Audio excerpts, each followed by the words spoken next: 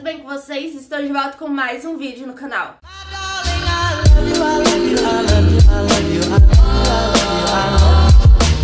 Mas antes de começar esse vídeo, já deixa um like, se inscreve no canal e me siga nas redes sociais que vão estar aqui embaixo. E é isso.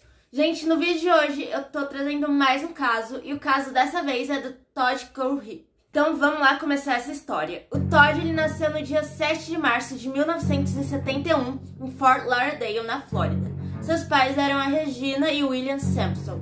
O casamento dos pais deles não era muito bom, era muito problemático, tinha muitas brigas, então eles se separaram quando o Todd tinha 2 anos de idade.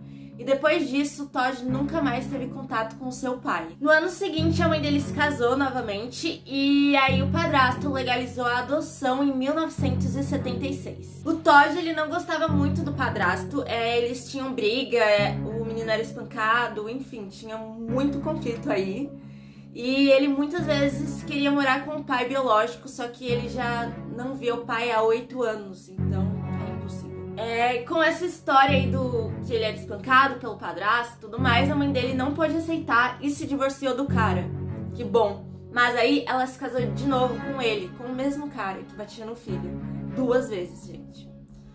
Olha.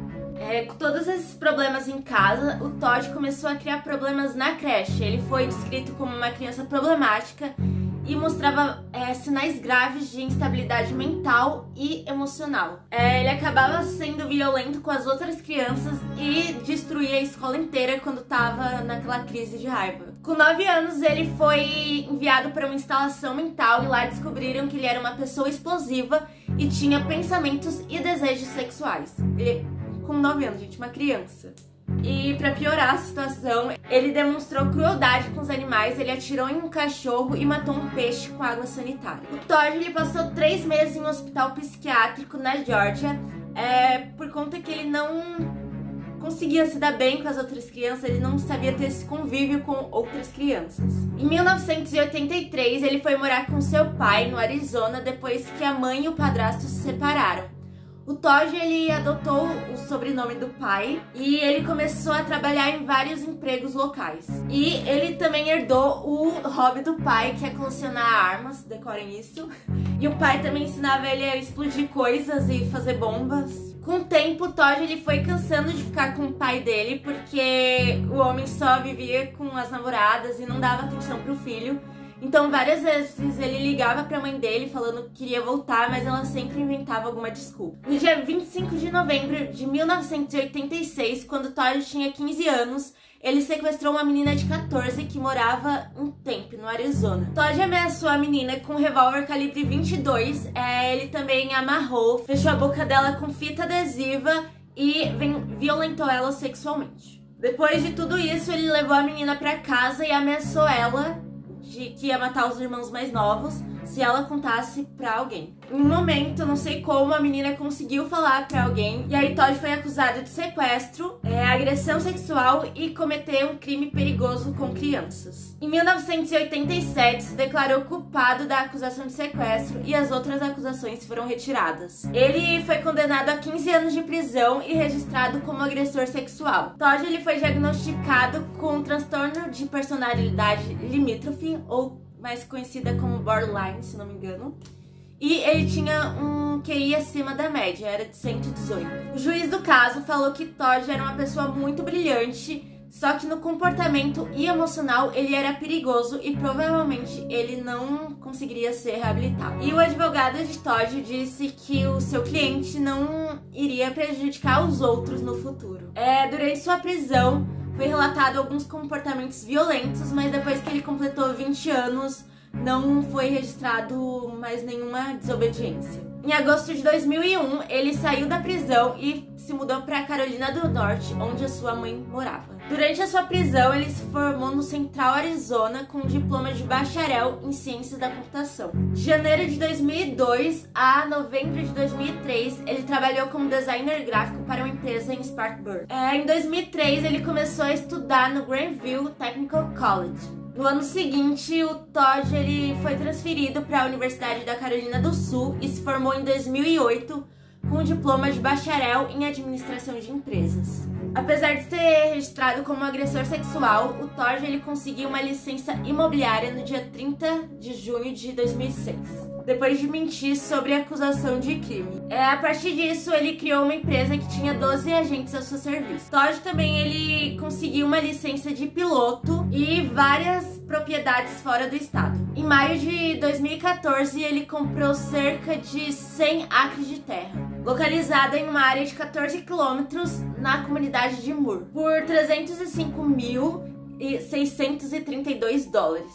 E aí ele colocou uma cerca ao redor da propriedade que custou 80 mil dólares. Um cliente que vendeu a sua casa para o Todd falou que ele era uma pessoa muito extrovertida e profissional, mas lembrou que ele falava muito sobre as suas armas e usava sutilmente insinuações sexuais durante as conversas. Teve uma mulher que atendeu um dos funcionários do Todd e descreveu ele como zangado e condescendente com o seu funcionário e condescendente com o seu parceiro. Teve um banqueiro que trabalhou com Todd e disse que ele frequentemente assistia vídeos pornográficos durante o trabalho. Todd frequentava um restaurante que era o Waffle House em Roebuck, e o seu comportamento começou a incomodar as garçonetes, então o cozinheiro que anotava todos os pedidos dele para elas. Uma das garçonetes era Megan Lee McCall Cox, que foi uma das vítimas de Todd, mas eu vou falar dela daqui a pouco. No dia 6 de novembro de 2003, um cliente encontrou 4 pessoas mortas a tiro dentro da Superbike Motorsport em Chesney. Todos os 4 morreram de múltiplos ferimentos de bala. Antes do Todd confessar os tiros em 2016, os investigadores acreditavam que esse atirador tinha entrado pelos fundos da loja. Então vamos lá para as vítimas. O primeiro foi o mecânico Chris Sherbert, de 26 anos. Depois foi a vez da contadora Beverly Guy, de 52 anos. Ela foi encontrada ali no meio do showroom da loja. E ela era mãe do proprietário, que era o Scott Ponder, de 30 anos. Ele foi morto no estacionamento. E por fim, o gerente de serviço, Brian Lucas, de 29 anos, que foi morto na porta principal. A esposa do Ponder, que era o proprietário, falou que o Todd ele era um cliente insatisfeito que esteve na loja várias vezes. De acordo com a mãe do Todd, o Todd foi tentar devolver uma motocicleta que ele comprou nessa loja, só que os funcionários começaram a rir da cara dele e não devolveram o dinheiro que ele pagou pela motocicleta e ainda zoaram ele porque ele não sabia pilotar. No dia 31 de agosto de 2016, a Kala Brown, de 30 anos, com seu namorado, o Charles David Carvey, de 32, desapareceram depois que eles foram limpar a casa do Todd. O Charles ele foi encontrado morto com vários tiros na propriedade do Todd. O casal ele ficou mais conhecido, suspeitaram mais quando começou a aparecer postagens no Facebook do Charles após o desaparecimento deles. Aí por conta disso acharam muito estranho, então especularam que alguém estava ali entrando na sua conta. No dia 3 de novembro, a Kala foi encontrada pelas autoridades. Ela estava acorrentada dentro de um container. Os investigadores a localizaram depois que eles rastrearam os últimos sinais do celular dela. E também eles escutaram barulhos ali no container. Uma busca ali na propriedade do Todd encontrou o carro de Charles, que estava ali em uma ravina coberta de arbustos. A Kala contou que presenciou o Charles sendo baleado pelo Todd. Olha só esse trauma, gente. A mãe do Todd afirmou que o Charles foi morto por ter uma boca inteligente. Tipo uma pessoa espertinha, sabe? É que é uma gíria deles. Nossa, ralei pra procurar, eu não tava entendendo. Mas tipo, é aquela pessoa espertinha, que acha que sabe tudo. Uma pessoa assim que responde, tem resposta rápida pra tudo, sabe? Não se intimida fácil. Tem uma resposta pra tudo. Não sei se dá pra vocês entenderem, mas é basicamente isso. E aí o Todd não gostava, né, dessa característica do Charles, então matou. Ele disse que manteve a Kala em cativeiro porque ela não fez nada de errado e ele não queria machucar ela. Mas ele tinha que manter ali pra ela não contar pra ninguém. Mas a Kala declarou pra polícia que o Todd só matou o Charles porque estava com raiva dela. Então descontou tudo ali no namorado da menina. Durante o cativeiro, a Kala foi violentada sexualmente muitas vezes.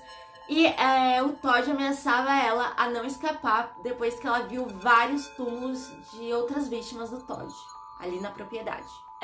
No dia 6 e 7 de novembro, 2 corpos foram descobertos na propriedade do Todd depois da sua prisão.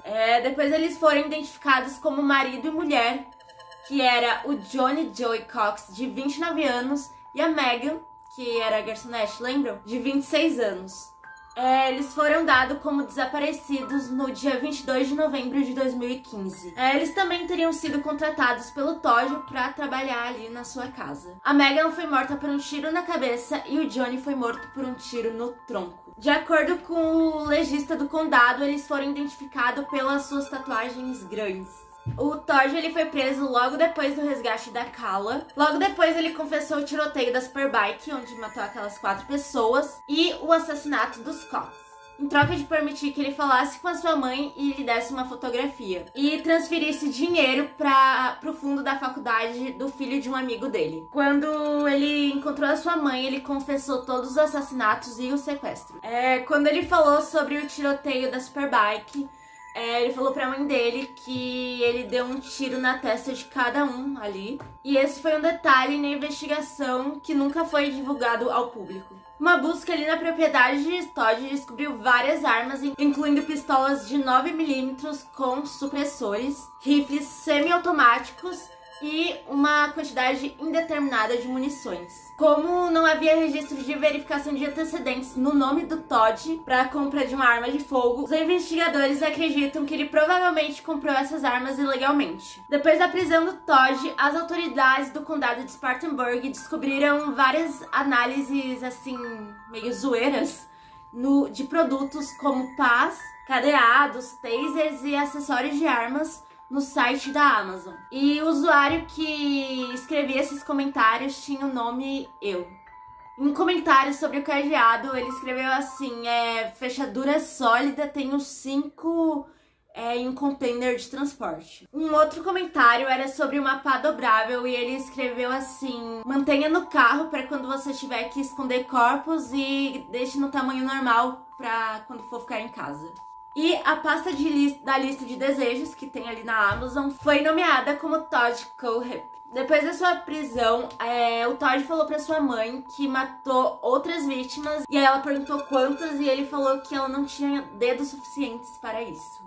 Durante o interrogatório, ele afirmou que atirou em uma vítima no Arizona. No dia 18 de novembro de 2016, o Departamento de Polícia de Tempe começou uma investigação sobre a alegação de Todd. Eles começaram a investigar homicídios não resolvidos nas últimas 3 décadas. Eles se concentraram ali nos casos de 1983 a 1986. E foi a época que o Todd estava ali morando com seu pai. E também em agosto de 2001, quando ele completou a sua sentença por sequestro. E por fim, em novembro de 2001, que foi quando ele voltou para a Carolina do Sul. Em 25 de novembro de 2016, a polícia de Greer, na Carolina do Sul, anunciou que o Todd era suspeito em um assalto não resolvido em 2003 e triplo homicídio no Blue Ridge Savings Bank local. Em 16 de maio de 2018, nenhum vínculo definitivo entre Todd e os assassinatos foi estabelecido. Todd ele negou qualquer envolvimento no caso. Em dezembro de 2017, o Todd ele escreveu no jornal de Spartanburg e ele falou que tinha mais vítimas que não foram descobertas. Todd foi acusado de 4 assassinatos, o tiroteio em Chesney e uma acusação de sequestro que era da Kala Brown. Depois foi acusado de 3 assassinatos, que era do Charles e o dos Cox. E também uma acusação adicional de sequestro e 3 acusações de posse de arma durante o cometimento de um crime violento. A próxima audiência do Todd ela foi marcada no dia 19 de janeiro de 2017, onde o advogado do Todd renunciou o seu direito de comparecer ao local. De acordo com o relatório da WLTX, parentes das vítimas em Chesney, do tiroteio, entraram com uma ação de homicídio culposo contra ele. E no dia 1 de dezembro, a Cala Brava, ela também entrou com uma ação civil contra ele. No dia 27 de maio de 2017, Todd se declarou culpado de 7 acusações de assassinato e 2 acusações de sequestro. E uma acusação de agressão sexual criminal. Foi condenado a 7 penas de prisão perpétua consecutivas sem possibilidade de liberdade condicional, em um acordo que o poupou da pena capital. A defesa jurou em sua sentença que não havia mais vítimas a serem encontradas, mas o Todd, ele repetia várias vezes que havia ainda mais 2 assassinatos. Em agosto de 2018, ele ainda não tinha dado detalhes às autoridades.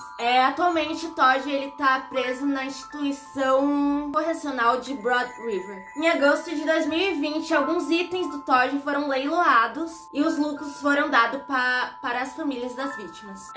E do Todd, a história é essa, né? Ele está preso ainda, não tá morto, tá vivíssimo.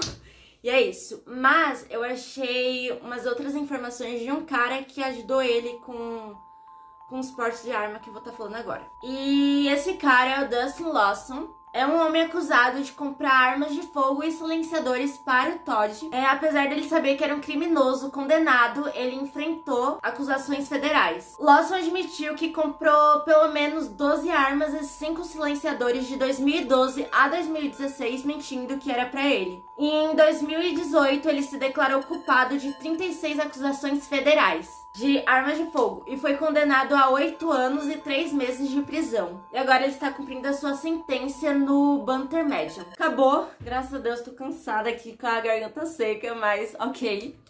A história foi essa. Eu espero que vocês tenham gostado e até o próximo vídeo. Tchau!